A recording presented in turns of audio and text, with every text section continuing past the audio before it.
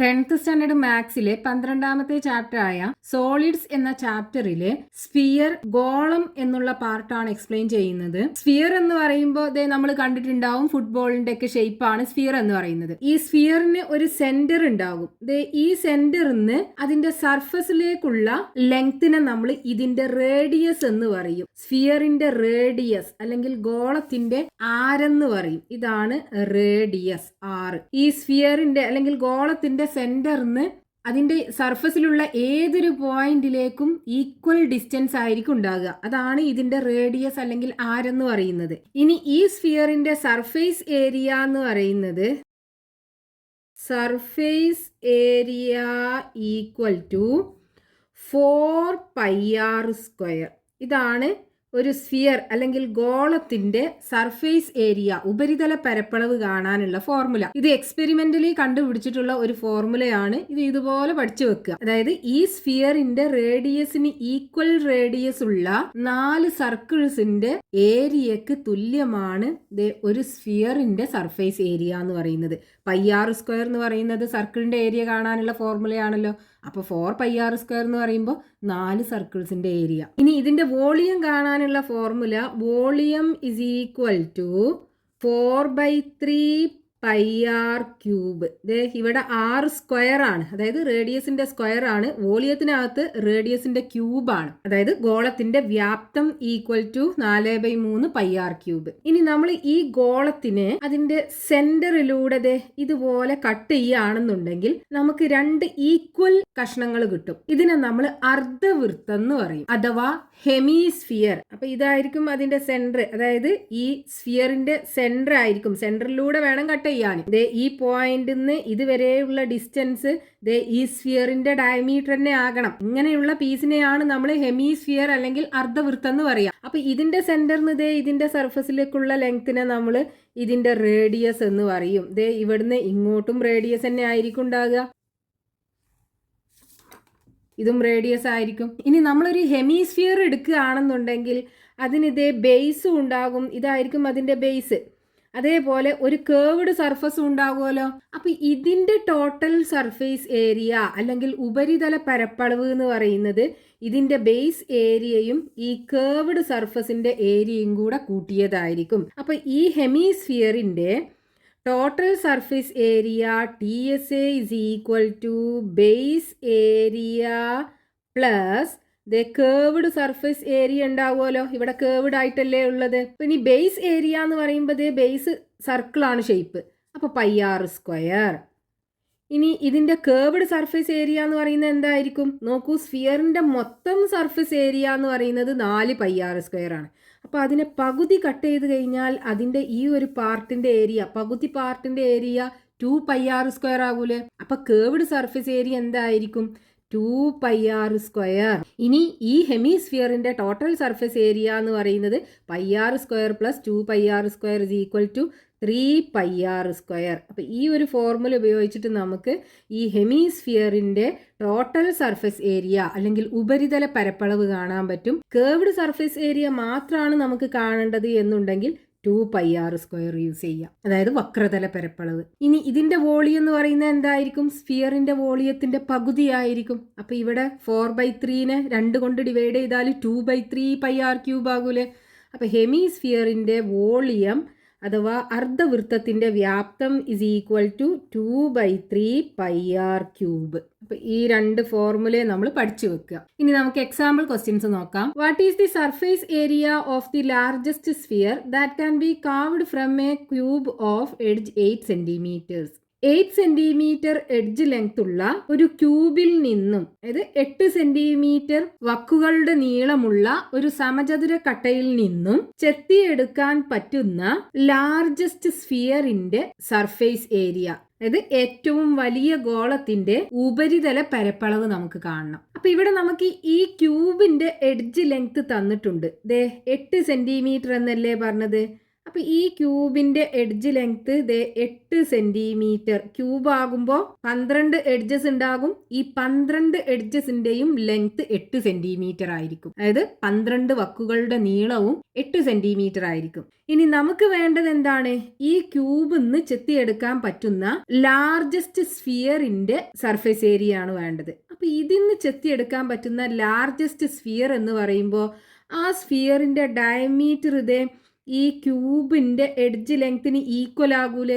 അതായത് ഈ ഫേസിൽ ഇവിടെ ഈ ക്യൂബ് തട്ടണം, അതേപോലെ ഈ ഫേസിലും തട്ടണം, മുകളിലും തട്ടണം, താഴെയും തട്ടണം, ബാക്ക് സൈഡിലും ഫ്രണ്ട് സൈഡിലും, അതായത് 8 ഫേസസിലും ഈ സ്ഫിയർ തട്ടണം. അപ്പോൾ നോക്കൂ, ഈ സ്ഫിയറിൻ്റെ ഡയമീറ്റർ ഈ ക്യൂബിന്റെ എഡ്ജ് ലെങ്ത്തിന് ഈക്വൽ ആകൂലേ? അപ്പൊ നമ്മളിപ്പോ ഇതിന്റെ സെന്ററിലൂടെ കട്ട് ചെയ്യുകയാണെന്നുണ്ടെങ്കിൽ നമുക്ക് ഇതേ ഒരു രൂപമായിരിക്കും വരിക. നോക്കൂ, ഇതായിരിക്കും സ്ഫിയറിന്റെ ഡയമീറ്റർ. ഈ സ്ഫിയറിന്റെ ഡയമീറ്റർ നോക്കൂ, ഈ ക്യൂബിന്റെ എഡ്ജ് ലെങ്ത്തിന് ഈക്വൽ ആണ്. ഇത് എയും ഇത് ഡിയും ആണെന്നുണ്ടെങ്കിൽ ഡിയും എയും തമ്മിൽ ഈക്വൽ ആകണം. അങ്ങനെയുള്ള ഒരു സ്ഫിയർ ആയിരിക്കും നമുക്ക് ഇതിൽ നിന്ന് ചെത്തിയെടുക്കാൻ പറ്റുന്ന മാക്സിമം സൈസിലുള്ള സ്ഫിയർ. അപ്പൊ ഇവിടെ നമുക്ക് റേഡിയസ് ഓഫ് ദ സ്ഫിയർ കിട്ടൂലേ? അതായത് ഡയമീറ്റർ ഓഫ് ദി സ്ഫിയറും എഡ്ജ് ലെങ്ത് ഓഫ് ദ ക്യൂബും സെയിം ആകണം. Diameter of the sphere is equal to edge length of cube. ഇവിടെ ഡയമീറ്റർ ഓഫ് ദ സ്ഫിയർ എന്ന് പറയുമ്പോൾ 2r, റേഡിയസിന്റെ 2 മടങ്ങാണ് ഡയമീറ്റർ എന്ന് പറയുന്നത്. ഈക്വൽ ടു എഡ്ജ് ലെങ്ത് നമുക്ക് തന്നിട്ടുണ്ട് 8 സെൻറ്റിമീറ്റർ ആണ്. ഈക്വൽ ടു 8, അപ്പോൾ r is equal to 8/2 വരും, ഈക്വൽ ടു 4 സെൻറ്റിമീറ്റർ. അപ്പോൾ ഈ സ്ഫിയറിൻ്റെ, അതായത് ഗോളത്തിൻ്റെ radius r is equal to 4 centimetre. ഇനി ഉപരിതല പരപ്പളവ് അല്ലെങ്കിൽ സർഫേസ് ഏരിയ കാണാനുള്ള ഫോർമുല എന്താണ്? Total surface area. ഒരു ഫേസ് മാത്രമേ ഉണ്ടാവുള്ളൂ സ്ഫിയറിന്, അതും ഒരു കേർവ്ഡ് സർഫസ് ആയിരിക്കും. അപ്പോൾ അതിൻ്റെ സർഫേസ് ഏരിയ എന്ന് പറയുന്നത് surface area equal to 4πr² അല്ലേ? അപ്പം ഇനി ഇതിനകത്ത് കൊടുക്കുക 4 × π × r 4 ആണ്. അപ്പോൾ 4ൻ്റെ സ്ക്വയർ 4 × 4 വരും. 4 × 4 16, 16 × 4 π ഈക്വൽ ടു 64 π സെൻറ്റിമീറ്റർ സ്ക്വയർ കിട്ടും.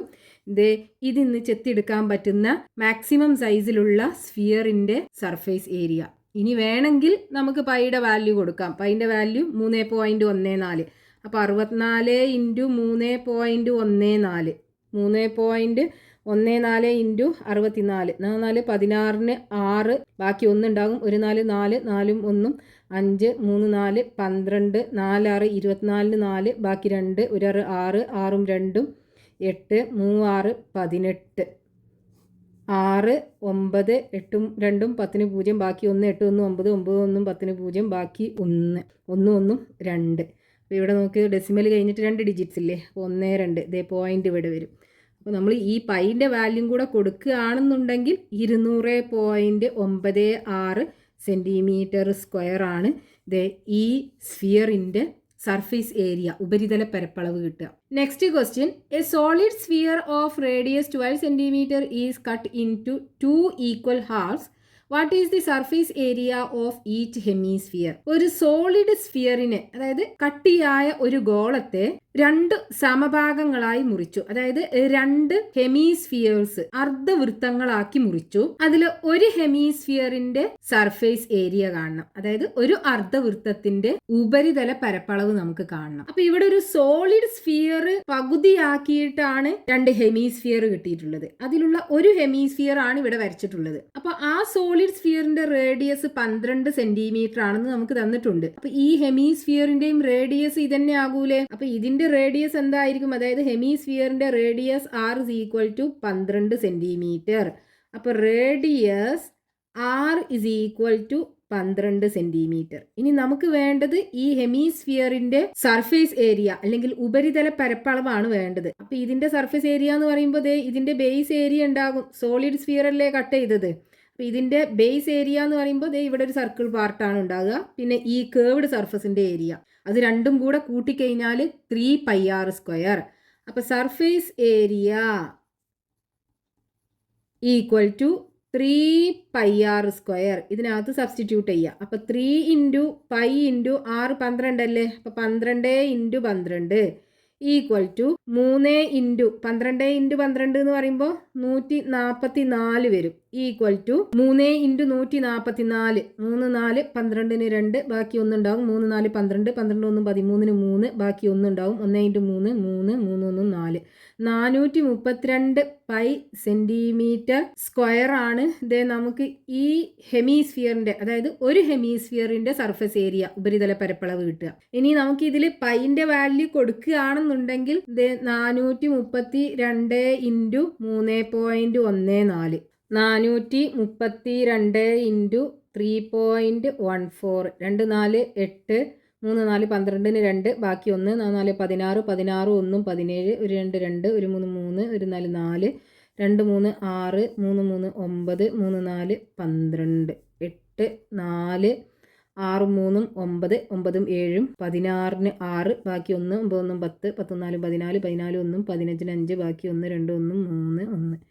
ഇവിടെ ഡെസിമൽ കഴിഞ്ഞിട്ട് 2 ഡിജിറ്റ്സ് ഇല്ലേ, 1 2 ഇത് കിട്ടും. അതായത് 1346.48 സെൻറ്റിമീറ്റർ സ്ക്വയർ.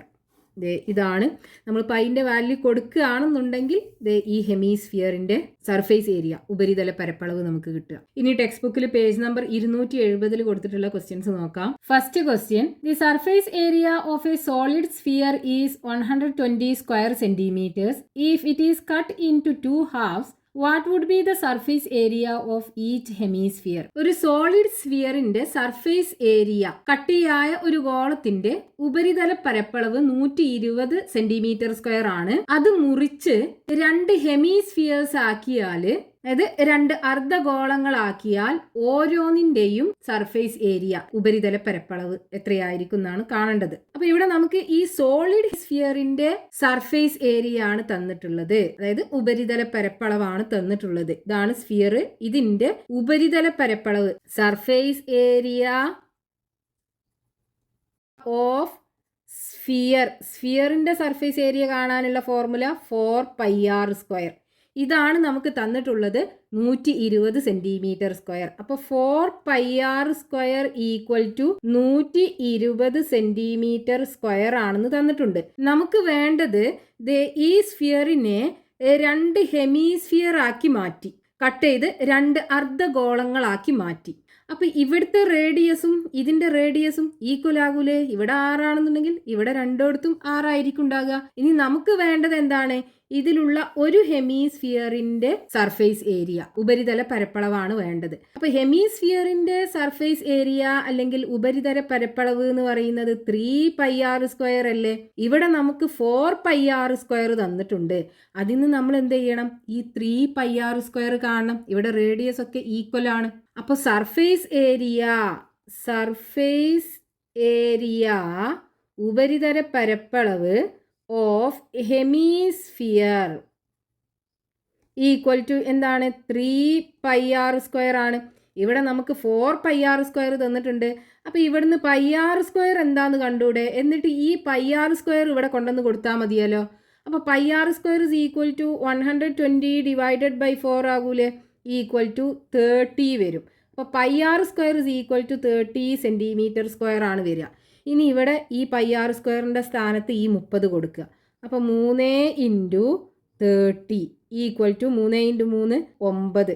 അപ്പോൾ 90 സെന്റിമീറ്റർ സ്ക്വയർ ആണ് നമുക്ക് ഇതിലുള്ള ഒരു ഹെമിസ്ഫിയറിന്റെ ടോട്ടൽ സർഫേസ് ഏരിയ അല്ലെങ്കിൽ ഉപരിതല പരപ്പളവ് കിട്ടുക. ഇതാണ് നമുക്ക് ക്വസ്റ്റ്യനകത്ത് കാണാൻ പറഞ്ഞത്. Next question, page number 270, question number 2. The volumes of 2 spheres are in the ratio 27:64. What is the ratio of their radii and ratio of their surface areas? 2 സ്ഫിയേഴ്സിന്റെ, 2 ഗോളങ്ങളുടെ വോളിയംസ് തമ്മിലുള്ള റേഷ്യോ, വ്യാപ്തങ്ങൾ തമ്മിലുള്ള അംശബന്ധം തന്നിട്ടുണ്ട്. 27:64 ആണ്. ആ 2 സ്ഫിയേഴ്സിന്റെയും റേഡിയൈ തമ്മിലുള്ള റേഷ്യോ നമുക്ക് കാണണം. അതായത് 2 ഗോളങ്ങളുടെയും ആരങ്ങൾ തമ്മിലുള്ള അംശബന്ധം കാണണം. അതേപോലെ 2 സ്ഫിയേഴ്സിന്റെയും സർഫേസ് ഏരിയാസ് തമ്മിലുള്ള റേഷ്യോയും കാണണം. അതായത് 2 ഗോളങ്ങളുടെയും ഉപരിതല പരപ്പളവുകൾ തമ്മിലുള്ള അംശബന്ധവും കാണണം. ഇപ്പൊ ഇവിടെ 2 സ്ഫിയേഴ്സ് ഉണ്ട്. സ്ഫിയർ 1ഉം സ്ഫിയർ 2ഉം 2 ഗോളങ്ങളുണ്ട്. നമുക്ക് എന്ത് ചെയ്യാം, ഈ ഒന്നാമത്തെ സ്ഫിയറിൻ്റെ റേഡിയസ് R1 ആക്കി എടുക്കാം. അതേപോലെ രണ്ടാമത്തെ സ്ഫിയറിൻ്റെ റേഡിയസ് അല്ലെങ്കിൽ ആരം R2 ആക്കി എടുക്കാം. ഇനി ഇതിൻ്റെ വോളിയം അഥവാ വ്യാപ്തം V1 ആക്കി എടുക്കാം. രണ്ടാമത്തെ സ്ഫിയറിൻ്റെ വോളിയം അഥവാ വ്യാപ്തം V2 ആക്കി എടുക്കാം. ഇനി നമുക്കിവിടെ ക്വസ്റ്റ്യനകത്ത് തന്നിട്ടുള്ളത് ദേ ഈ വോളിയംസ് തമ്മിലുള്ള റേഷ്യോ V1:V2 27:64 ആണെന്ന് തന്നിട്ടുണ്ട്. നമുക്ക് കാണേണ്ടത് ദേ ഈ രണ്ട് റേഡിയസും തമ്മിലുള്ള റേഷ്യോ R1:R2 എന്താണെന്ന് കാണണം. അതേപോലെ രണ്ട് സ്ഫിയേഴ്സിൻ്റെയും സർഫേസ് ഏരിയാസ് ഉപരിതല പരപ്പളവ് തമ്മിലുള്ള അംശബന്ധം കാണണം. അപ്പോൾ സർഫേസ് ഏരിയ കാണാനുള്ള ഫോർമുല 4πr1² 4πr2². ഇതും നമുക്ക് ക്വസ്റ്റ്യനകത്ത് കാണണം. അപ്പോൾ ഇവിടെ നമുക്ക് തന്നിട്ടുള്ളത് വോളിയംസ് തമ്മിലുള്ള റേഷ്യോ ആണ്. അപ്പോൾ V1 എന്ന് പറയുന്നത് എന്താണ്? 4/3πr1³ അല്ലേ? ഇതാണ് വോളിയം കാണാനുള്ള ഫോർമുല. ഇനി V2 എന്ന് പറയുന്നത് എന്താണ്? 4/3πr2³ രണ്ടാമത്തെ സ്ഫിയറിൻ്റെ വോളിയം. ഇത് രണ്ടും തമ്മിലുള്ള റേഷ്യോ ആണ് ഈ 27:64 എന്ന് പറയുന്നത്. അപ്പോൾ റേഷ്യോ എന്ന് പറയുമ്പോൾ അതിൽ കോമൺ ആയിട്ടുള്ള ഫാക്ടേഴ്സ് ഒക്കെ ക്യാൻസൽ ചെയ്ത് ലാസ്റ്റ് കിട്ടുന്ന നമ്പേഴ്സ് അല്ലേ. അപ്പോൾ ഇവിടെ നമുക്കിത് 4/3π രണ്ടിലുണ്ട് ക്യാൻസൽ ചെയ്യാം. ഇനി ഇവിടെ R1³ R2³27:64 ആണ്. നമുക്ക് വേണ്ടത് എന്താണ്? R1:R2. അപ്പോൾ ഇവിടെ നോക്കൂ, ഇവിടെ ക്യൂബ് അല്ലേ ഉള്ളത്. നമ്മൾ എന്ത് ചെയ്യുക, ഇവിടെയും ക്യൂബ് റൂട്ട് എടുക്കുക, ഇതിനകത്തും ക്യൂബ് റൂട്ട് എടുക്കുക. അപ്പോൾ R1³ ക്യൂബ് റൂട്ട് എടുക്കുമ്പോൾ R1 കിട്ടും. R2³ ക്യൂബ് റൂട്ട് എടുക്കുമ്പോൾ R2 കിട്ടും.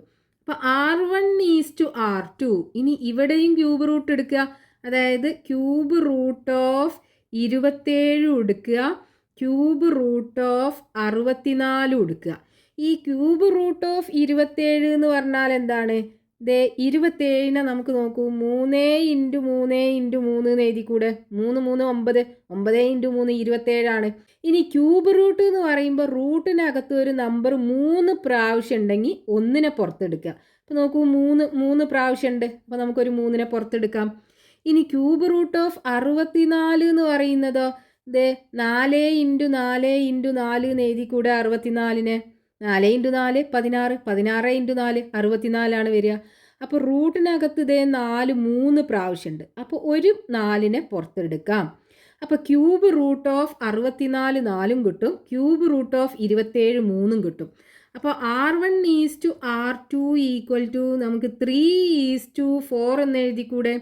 അതായത് രണ്ട് സ്ഫിയേഴ്സിൻ്റെയും റേഡിയസ് ആരങ്ങൾ തമ്മിലുള്ള അംശബന്ധം 3:4. നമുക്ക് ഒന്നാമത്തെ ക്വസ്റ്റ്യനകത്ത് അതാ കാണാനുള്ളത്. ഇനി ഈ രണ്ട് സ്ഫിയേഴ്സിൻ്റെയും സർഫേസ് ഏരിയാസ് തമ്മിലുള്ള റേഷ്യോ കാണണം. അതായത് രണ്ട് ഗോളങ്ങളുടെയും ഉപരിതല പരപ്പളവുകൾ തമ്മിലുള്ള അംശബന്ധം. അപ്പോൾ ഇവിടെ ഉപരിതല പരപ്പളവ് കാണാനുള്ള ഫോർമുല ഇതാണ്. അതായത് 4πr1² 4πr2². അപ്പോൾ ഇവിടെ നമുക്ക് R1 കിട്ടിയാലോ. R1ൻ്റെ സ്ഥാനത്ത് 3 അല്ലേ.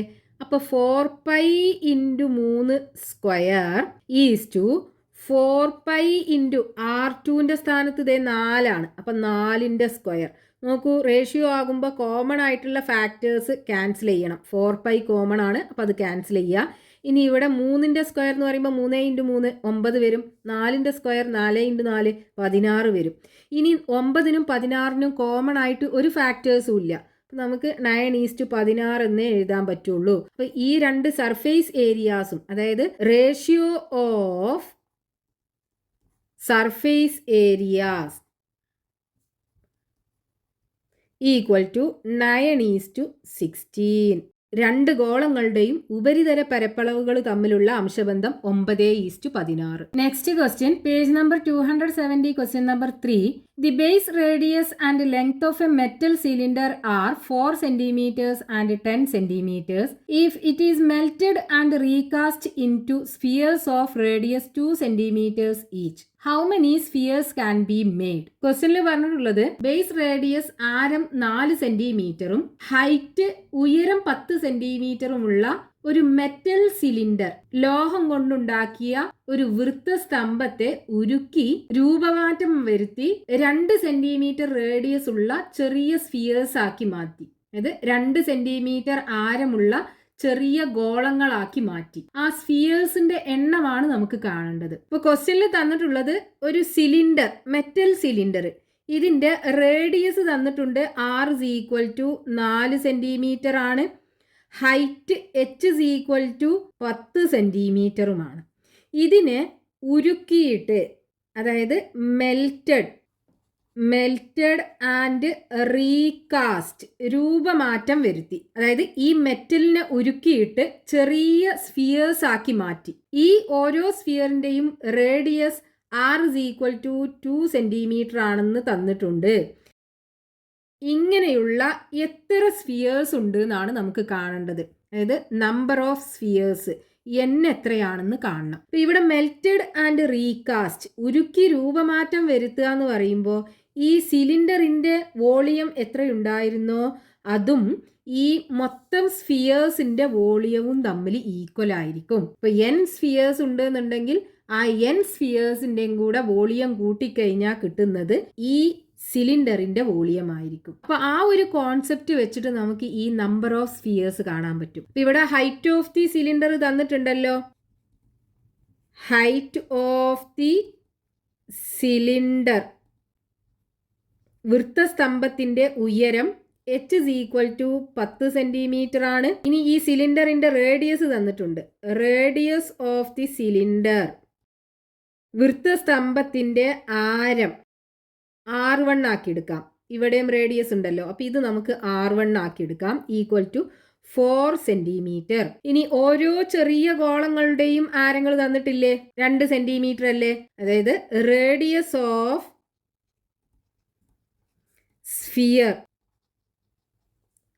r2 = 2 centimetre. ഇത് r2 ആക്കി എടുക്കാം. ഇനി നമുക്ക് നമ്പർ ഓഫ് സ്ഫിയർ n ആക്കി എടുക്കാം. നമ്പർ ഓഫ് സ്ഫിയേഴ്സ് = n ആക്കി എടുത്തു. ഇനി ഈ n സ്ഫിയേഴ്സിന്റെ വോളിയം കൂട്ടിക്കഴിഞ്ഞാൽ ഈ സിലിണ്ടറിന്റെ വോളിയം കിട്ടണം. ഇവിടെ എല്ലാ സ്ഫിയറും ഈക്വൽ സൈസിലല്ലേ ഉള്ളത്. അപ്പൊ n സ്ഫിയേഴ്സിന്റെ വോളിയം കാണാൻ എന്ത് ചെയ്താൽ മതി, n കൊണ്ട് ഒരു സ്ഫിയറിന്റെ വോളിയത്തെ മൾട്ടിപ്ലൈ ചെയ്താൽ മതി. അപ്പൊ n × volume of 1 sphere = volume of cylinder.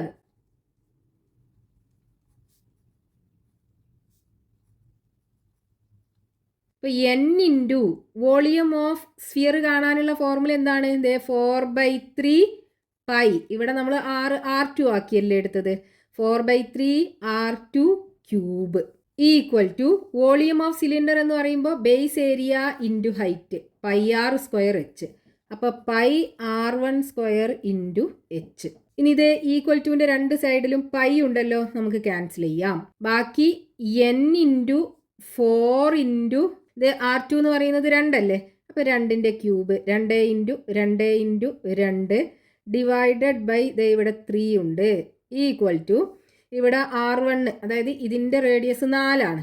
അപ്പം r1ന്റെ സ്ക്വയർ 4 × 4 × ഹൈറ്റ് 10 ആണ്, × 10. ഇനി നമുക്ക് ഈ n ആണ് വേണ്ടത്. അപ്പൊ ഈ n-നെ ഇവിടെ വെച്ചിട്ട് ബാക്കിയുള്ള എല്ലാത്തിനെയും നമുക്ക് =ന്റെ അപ്പുറത്ത് കൊണ്ടുപോകണം. അപ്പൊ n = ഇവിടെ 4 × 4 × 10 ഉണ്ട്. ഇനി ഈ 3-നെ ആദ്യം കൊണ്ടുപോകുമ്പോൾ അത് മുകളിലായി മാറൂലേ, ഇവിടെ താഴെയാണുള്ളത്, ഡിവൈഡഡ് ബൈ, ഇനി ഇവിടെ 4-നെയും കൊണ്ടുപോകണം, 3 2-നെയും കൊണ്ടുപോകണം. ഇതൊക്കെ മുകളിലുള്ളത്, ഇതൊക്കെ ഇങ്ങോട്ട് കൊണ്ടുവരുമ്പോൾ താഴെയായി വരും. 4 × 2 × 2 × 2, ഈ 4ഉം ഈ 4ഉം തമ്മിൽ വെട്ടിക്കളയാം. ഈ 2ഉം 4ഉം തമ്മിൽ വെട്ടിക്കളയാം, ഇവിടെ 2 കിട്ടും. ഈ 2ഉം 10ഉം തമ്മിൽ വെട്ടിക്കളയാം, ഇവിടെ 5 കിട്ടും. ഈ 2ഉം ഈ 2ഉം തമ്മിൽ വെട്ടിക്കളയാലോ, ബാക്കി ഇനി എന്തുണ്ടാകും, 5 × 3. n = 5 × 3 = 3 × 5 15 അല്ലേ വരിക. n = 15. അതായത് number of small spheres, number of spheres = 15. 15 ചെറിയ സ്ഫിയേഴ്സ് ഉണ്ടാകും, അതായത് 15 ഗോളങ്ങൾ ഉണ്ടാകും.